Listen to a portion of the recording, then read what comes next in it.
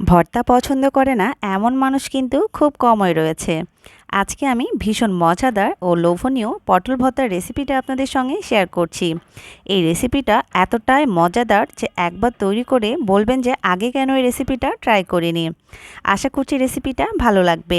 চলুন পুরো রেসিপিটা দেখে নিই। এর জন্য প্রথমে এখানে আমি পটল নিয়ে নিয়েছি। পটলগুলোকে খুব ভালোভাবে ধুয়ে মাঝখান দিয়ে কেটে নিয়েছি। এবার এগুলোকে শিলপাটার সাহায্যে খুব ভালোভাবে থেতো করে নিচ্ছি। ঠিক কিভাবে এই কাজটা করছি দেখে নিশ্চয় বুঝতে পারছেন। মুখে বলার চেয়ে দেখেই কিন্তু বুঝে নিতে হবে। দেখুন আমি পটলগুলোকে খুব ভালোভাবে থেতো করে নিয়েছি। এবার পটলগুলোকে আমি একপাশে সাইড করে নিচ্ছি। তারপর এখানে আমি দিয়ে দিচ্ছি কিছুটা কাঁচামরিচ। ঝালটা আপনারা আপনাদের স্বাদ মতো বাড়িয়ে কমিয়ে ব্যবহার করতে পারেন। এবার ঝালগুলোকেও খুব ভালোভাবে থেতো করে নিচ্ছি।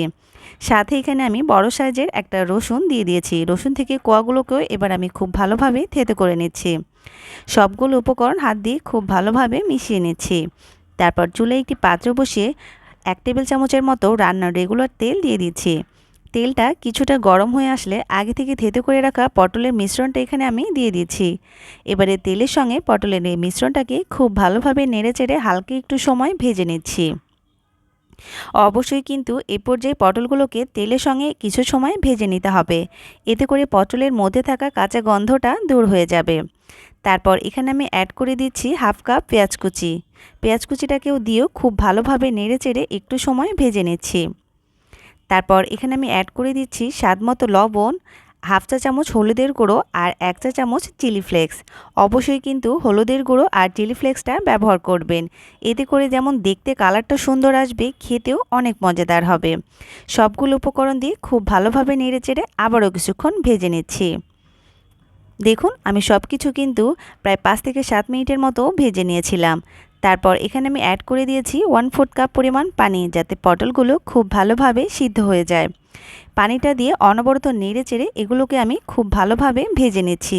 আর পটলগুলো সিদ্ধ হওয়া পর্যন্ত এগুলো আমি ভেজে নিয়েছি। তারপর এখানে আমি অ্যাড করে দিচ্ছি হাফ কাপ ধনেপাতা কুচি। ধনেপাতা কুচি দিয়েও সব কিছুর সঙ্গে খুব ভালোভাবে নেড়েচেড়ে মিশিয়ে নিচ্ছি। দেখুন সব কিছুর সঙ্গে খুব ভালোভাবে মিশিয়ে নিয়েছি। তারপর এখানে আমি অ্যাড করে দিয়েছি 1 টেবিল চামচ পরিমাণ সরিষার তেল। সরিষার তেল ছাড়া যেন ভর্তাটা অসম্পূর্ণই থেকে যায়। দেখুন এ পর্যায়ে কিন্তু সব কিছু খুব ভালোভাবে সিদ্ধ হয়ে গেছে। আর এটাকে এবার আমি নামিয়ে পরিবেশন করে নিচ্ছি। চাইলে আপনারা এটাকে শিলপাটাও বেটে বা ব্লেন্ডারের সাহায্যে বেটেও ভর্তাটা তৈরি করতে পারেন। তবে পটলের এই ভর্তাটা আমার এভাবে খেতেই বেশি ভালো লাগে। তাই এটাকে আমি এভাবে পরিবেশন করেছি। আপনারা আপনাদের পছন্দ মতো এটাকে পরিবেশন করতে পারেন। এই ভর্তাটা খেতে যে আসলে এতটা মজাদার, একবার তৈরি করে না খেলে কিন্তু বুঝতেই পারবেন না। সাথে গরম গরম ভাত আর এরকম ভর্তা হলে কিন্তু আর কোনো কথাই নেই। এক নিমিষেই 1 থালা ভাত শেষ করা যায়। আশা করছি আমার আজকের এই রেসিপিটা আপনাদের কাছে অনেক অনেক বেশি ভালো লেগেছে। ভালো লাগলে ট্রাই করে দেখবেন। আজকের মতো এখানেই বিদায় নিচ্ছি।